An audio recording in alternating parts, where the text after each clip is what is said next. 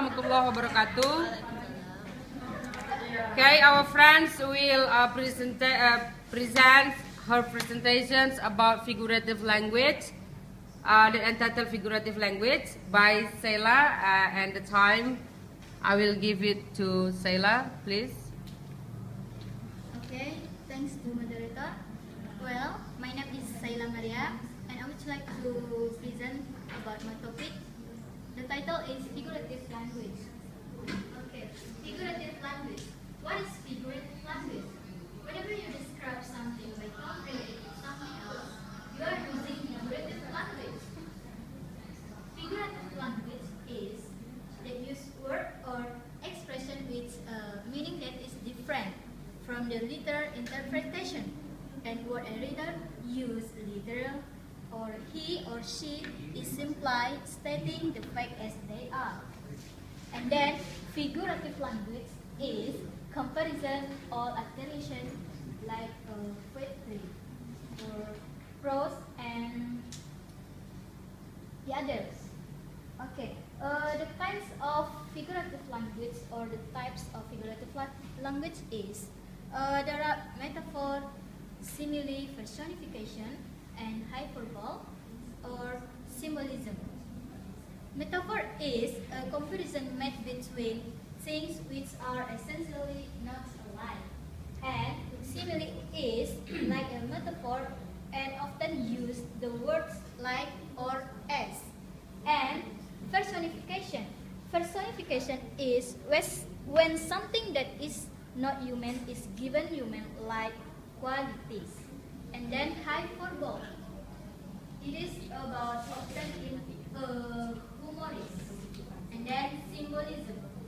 Symbolism is occurred when a noun which has meaning in itself is used to something different. And then in figurative language, there are some aspects. There is distinguishing figurative from literal language.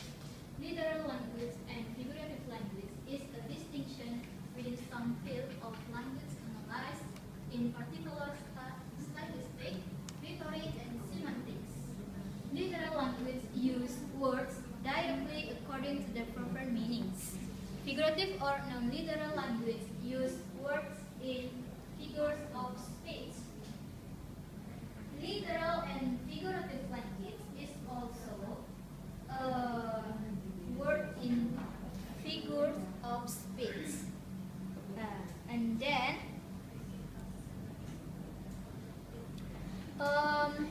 proper meanings, it means the same meaning they have by themselves. And figures of speech is like individual words. And then the second is traditional theories and empirical research. The result of many psycholinguistic experiments have shown the standard pragmatic view to be incorrect as a psychological theory. See Gibbs, 1994. And then numerous reading time and paraphrase classification studies demonstrate that listeners or readers can often understand the figurative interpretation of metaphor, irony, sarcasm, idiom, proverbs, and indirect speech without having to first analyze and reject the literal meanings when these expressions are seen realistic. Okay, and the third is new models and findings. A different model of figurative language embrace the notion of constraint satisfaction, an idea that has gained much support in psycholinguistic and cognitive science, cited by Katz and Ferretti 2001. Okay, when people comprehend a text or a figurative utterance, they must construct an interpretation that fits the available information or including context rather than alternative interpretation. The best interpretation is one of the most coherent account of what people are communicating, which include meanings that best fit with certain other information and the other. New models and findings. In new model and findings specifically focus on the role of context in figurative language and to describe the influence of context on figurative language processing at a more fine-grained level than earlier process. And the fourth is indeterminacy of figurative meaning and processing. The important emphasis on online processing figurative language in experimental psycholinguistics often ignore exactly what people have understood when they seem to have successfully comprehend a particular figurative expression.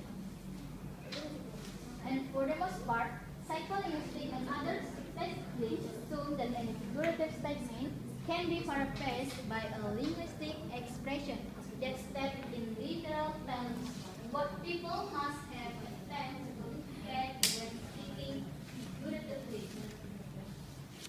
For example, blow your steps means to get very angry.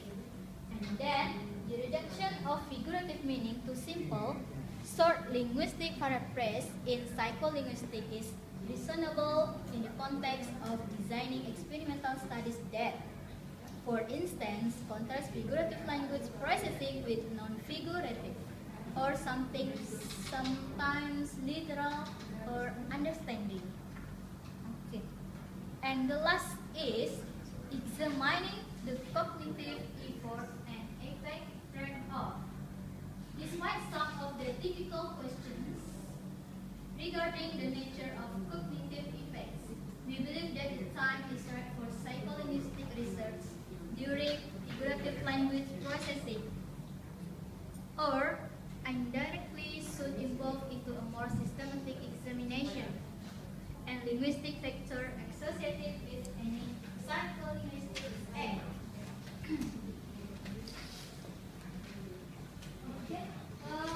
Trade-off means that a situation that involves losing one quality or aspect of something in return to gain another quality or aspect.